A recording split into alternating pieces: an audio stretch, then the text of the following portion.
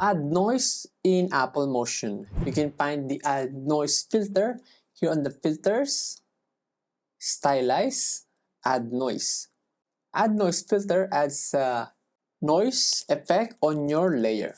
Also remember, when applying the add noise effect, the length of the filter will be the same length to the layer applied to. The add noise filter contains a few parameters that we can adjust. We have the amount, type, monochrome, blend mode, auto animate, random seed, and mix. Amount is the total amount of noise applied to your layer. The default is 0.33, which results into this.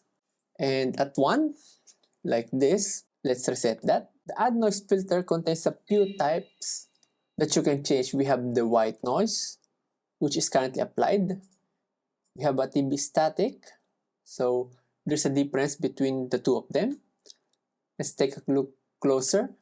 The TB static have this like straight looking lines or noise applied. Then white noise from earlier, so it looks like this. Next is the Gaussian noise, then blue noise, and lastly we have the pink noise. So you will notice that based on the type, the noise has a distinct look.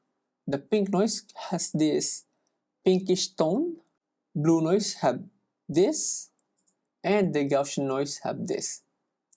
So you will notice also that from white noise to pink noise, they are composed of different colors. But if you check the monochrome, it will change it to like this. Then blend mode, we have different blend modes that we can adjust. Auto animate, if this is checked on, you will notice that all the noise or the noise itself is moving, similar to this. If you uncheck auto animate, it will be like this. So you have a pattern available for you to use. You can change the look of it using this random seed. You can also animate this random seed depending on your liking.